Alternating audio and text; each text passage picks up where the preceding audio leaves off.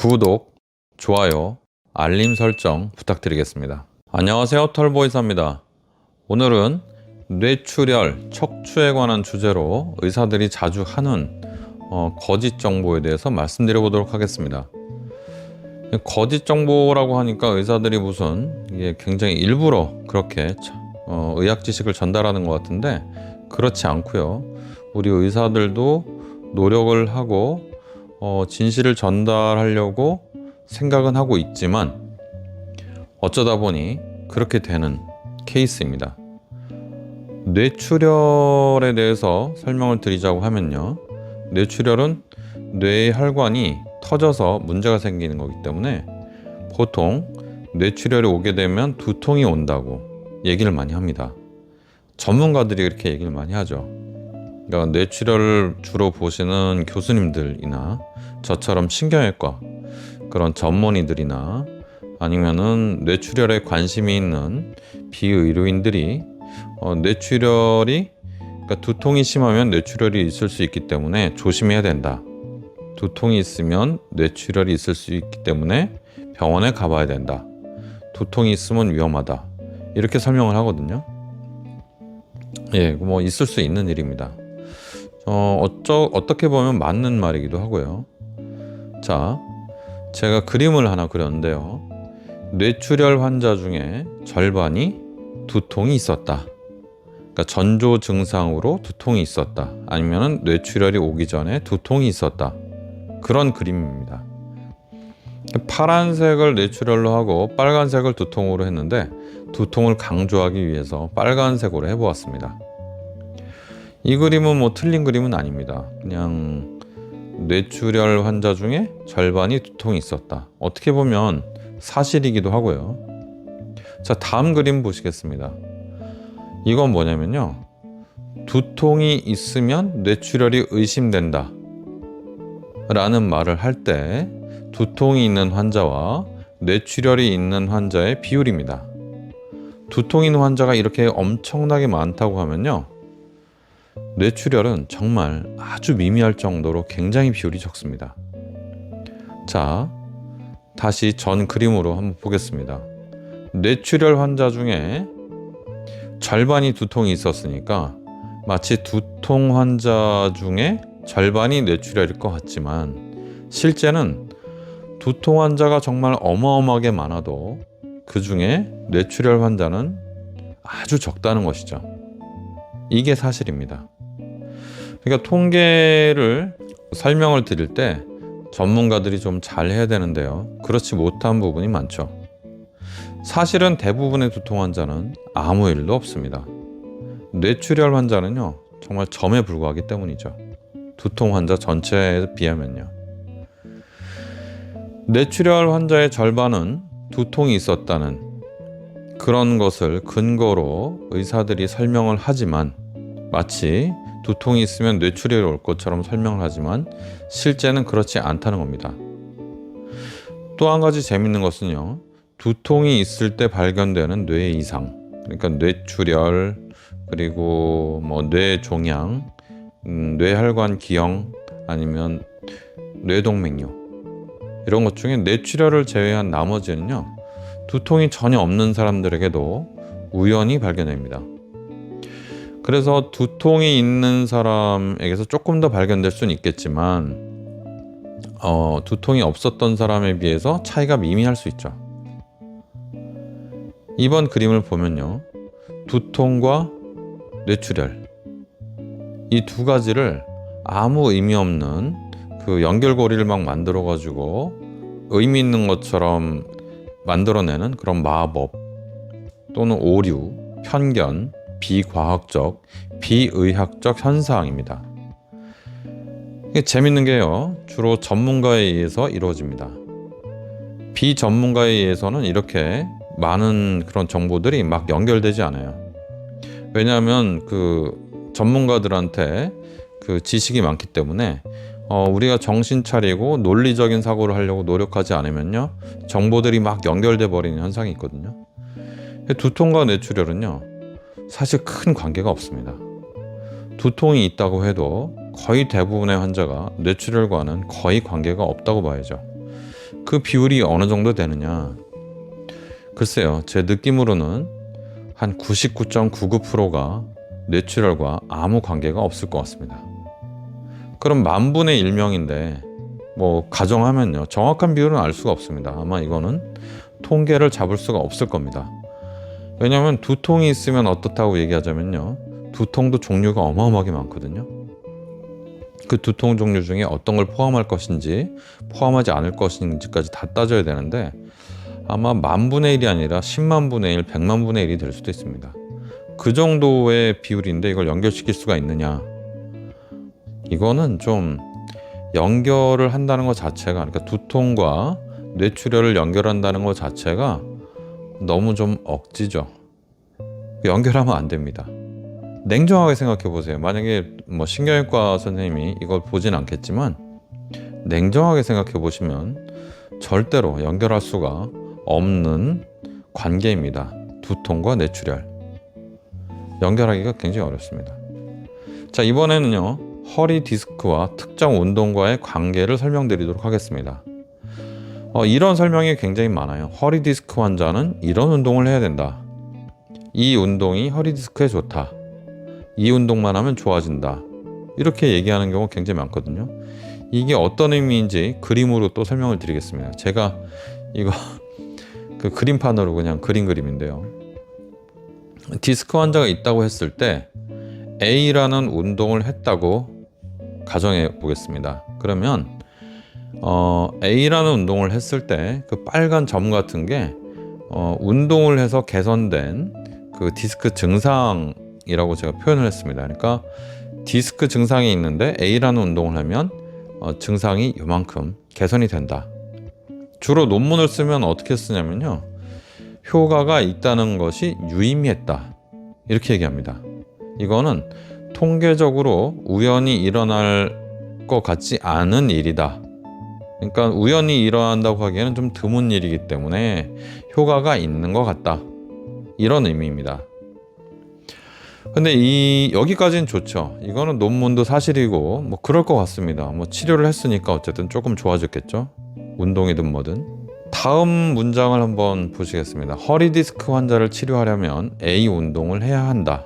이 같은 그림을 보고 이 문장을 보고 한번 이렇게 대입을 해서 한번 생각해 보십시오. 허리 디스크 환자를 치료했더니 이만큼 좋아졌다고 하는데 이런 팩트를 가지고 허리 디스크 환자를 치료하려면 A 운동을 해야 된다. 고개가 약간 갸우뚱해지죠. 과연 맞는가?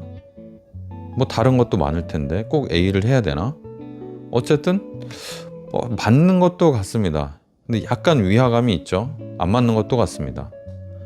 자, 다음 문장을 또 보시겠습니다. 같은 그림을 계속 보시면 됩니다. 왜냐하면 이 그림이 논문에서 증명한 또는 논문에서 사실이라고 판명된, 아니면 논문에서 우연히 일어나기는 힘든, 그러니까 의미가 있다고 생각되는 그 사실이기 때문입니다. 다음 문장을 보시면요, A 운동을 하면 허리 디스크 환자를 치료할 수 있다.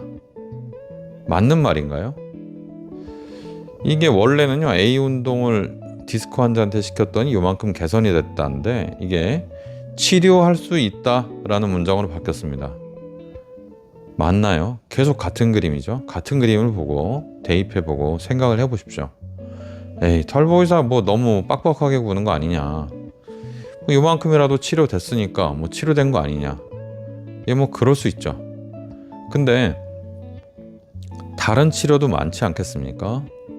기존의 치료, 이 논문이라고 하면요, 기존에 하지 않던 치료를 해서 요만큼 개선이 됐다는 걸 봤으니까 많이 개선되거나 효과가 더 좋은 그런 치료들이 많이 있지 않겠습니까? 그런데 A 운동을 이렇게 강조를 해야 되나요? 이 그림을 보면요, 다른 치료도 효과가 있다, 이렇게 해야 맞지 않을까요?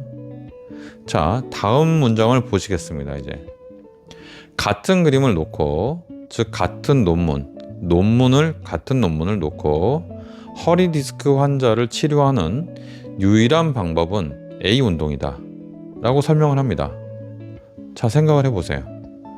예, 디스크 환자를 치료했더니 요만큼 개선됐다가 이제 논문에서 증명된 건데 이 사진을 이 그림을 놓고 허리 디스크 환자를 치료하는 유일한 방법은 A 운동이다.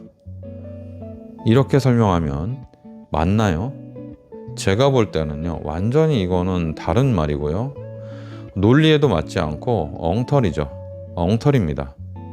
그래서 허리 디스크 환자를 치료하는 유일한 방법. 허리 디스크 환자를 치료하려면 A 운동만 해야 된다. A 운동만이 허리 디스크 환자를 치료하는 유일한 방법. 이렇게 얘기하는 거는요, 굉장히 잘못된 겁니다. 전혀 관계가 없는 말입니다. 원래 논문하고요. 이런 식의 함정은 의사들이 또는 과학자들이 쉽게 빠지는 함정입니다. 정신을 바짝 차리고 있지 않으면요, 이런 오류에 잘 빠집니다. 논리적인 사고를 계속 유지를 해야 되는데 논리적인 사고를 순간 잠깐만 내려놔도 그러니까 내가 읽었던 논문 아니면 내가 읽었던 어떤 교과서의 한 구석에 나와 있는 문구, 그런 것들이 머릿속에서 복잡하게 얽혀서 원래 사실과는 다른 그런 의미를 만들어냅니다, 머릿속에서. 그래서 정확하게 내가 읽었던 그 사실을 이해를 하고 기억을 하고, 잘 기억이 안 나면 또 찾아보고 해서 그렇게 해야만 원래 의미를 유지할 수가 있습니다. 지금 이 뇌출혈하고 척추 질환하고 디스크하고 말씀드렸는데요. 왜 이걸 자꾸 말씀드리냐면 환자들한테 이런 식으로 설명하는 내용들이 너무너무 많기 때문입니다. 심지어는 현직 교수, 저도 마찬가지예요. 저도 진실을 얘기하고 싶어서 정말 이렇게 열심히 노력하고 있지만, 과거에 제가 과거라고 해봤자 긴 과거도 아닙니다. 그러니까 1년 전, 2년 전에 제가 유튜브를 찍었던 내용 중에도 이런 내용들이 좀 섞여 있어요. 다른 사람들이 올린 것보다는 상당히 적습니다. 제가 그건 말씀드릴 수 있어요. 상당히 적지만 이런 식의 잘못된 논리로 비약된, 그러니까 사실이 아닌 내용이 제 유튜브 영상에도 섞여 있습니다. 그 부분에 대해서는 제가 사과를 드리고요. 제가 말씀드린 것 때문에 그 혼동이 되시는 분이 있다면 앞으로 제가 올리는 것만 주로 믿으시고 과거의 것은 조금 버려주시기 바랍니다. 근데 이게 또 대안이 없는 것이, 그럼 다른 정보들은 그러면 이게 다 진실이냐?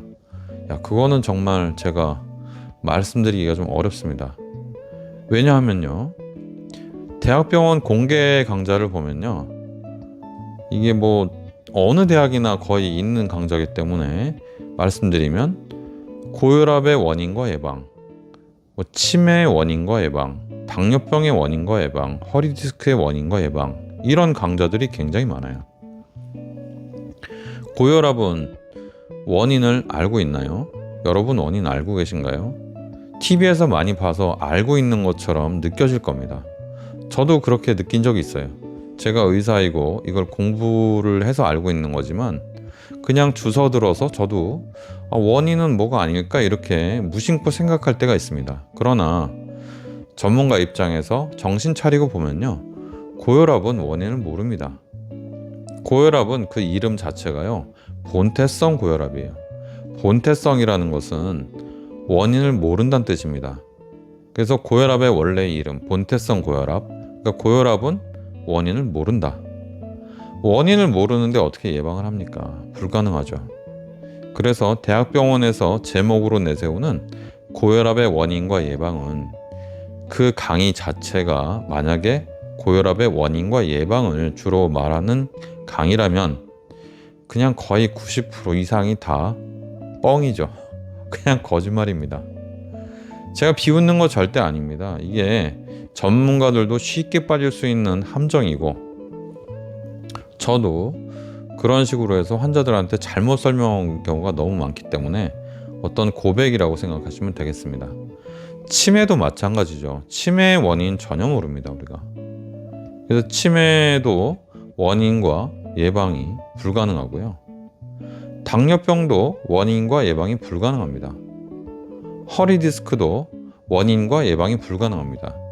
허리 디스크도요, 제가 과거에 허리디스크의 원인이라고 이렇게 말씀드렸던 것들이 있는데 다행히 강의에는 이렇게 많이 있지 않습니다. 제가 유튜브 영상에는 허리디스크의 원인은 잘 모른다고 주로 얘기를 했어요.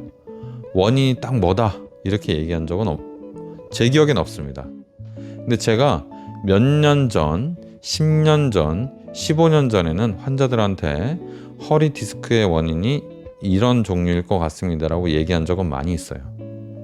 그래서 그때 제가 말한 거는 잘못된 겁니다.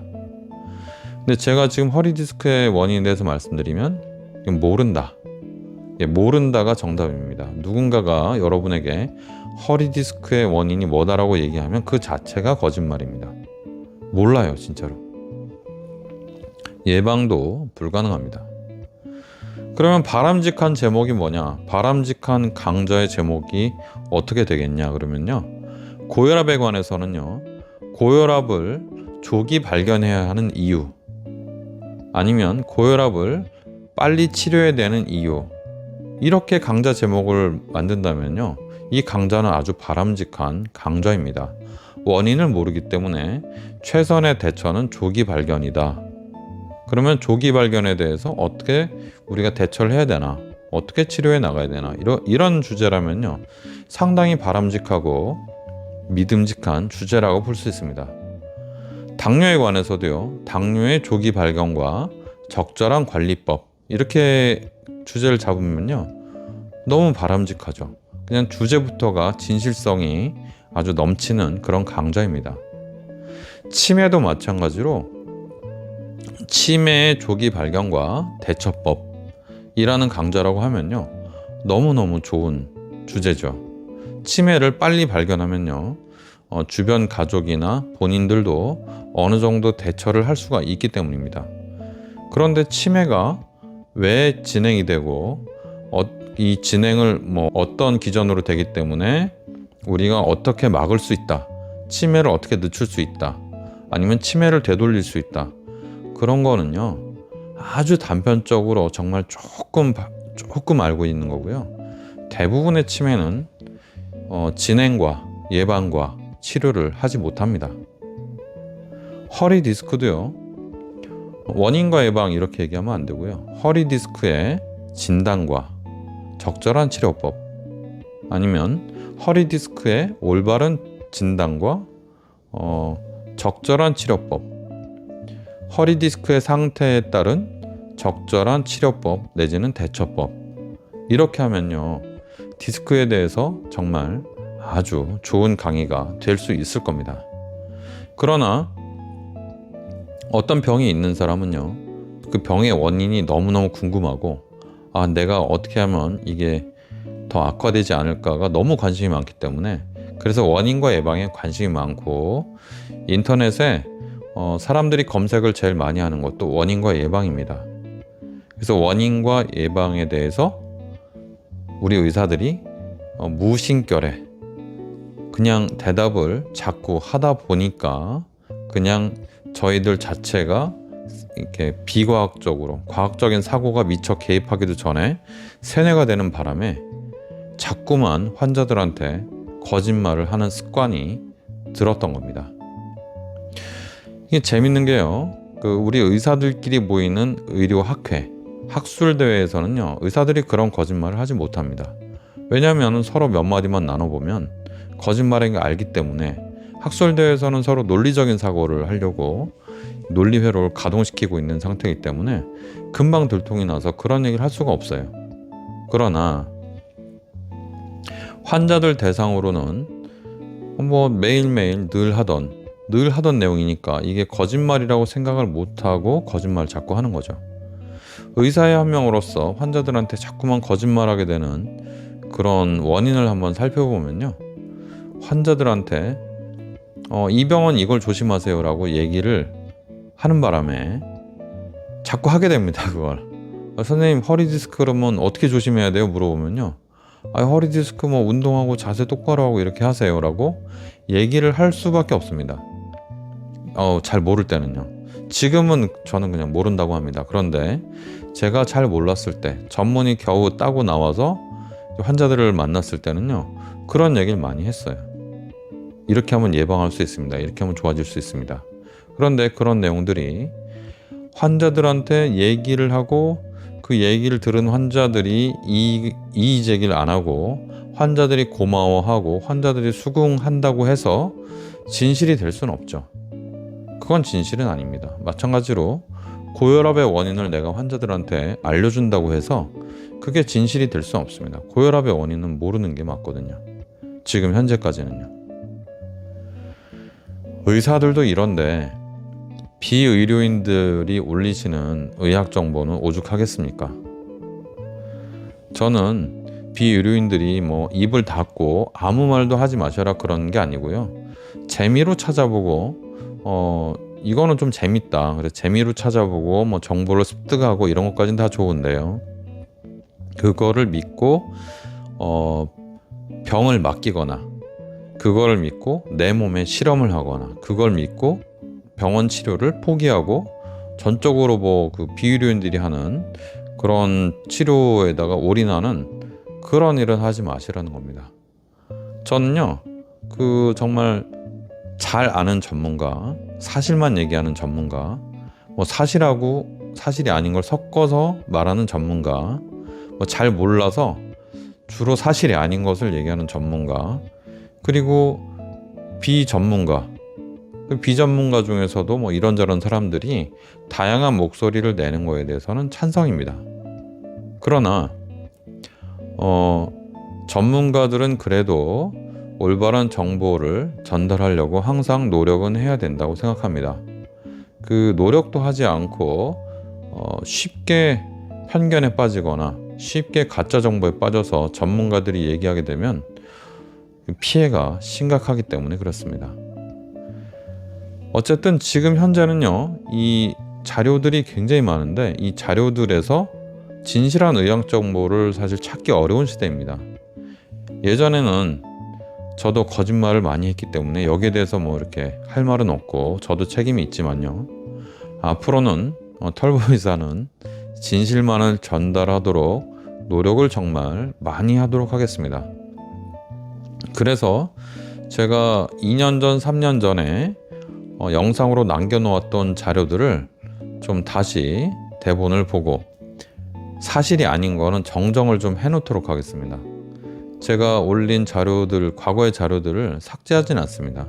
그래서 과거의 자료들을 주의하라고 말씀드리고 앞으로 예전에 올렸던 그 영상을 빠른 속도로 다시 리뉴얼해서 다시 만들어서 올리도록 할 테니까요. 참고해 주시기 바랍니다. 의사들의 거짓말에 대해서는요, 제가 그 책을 기획하고 있습니다.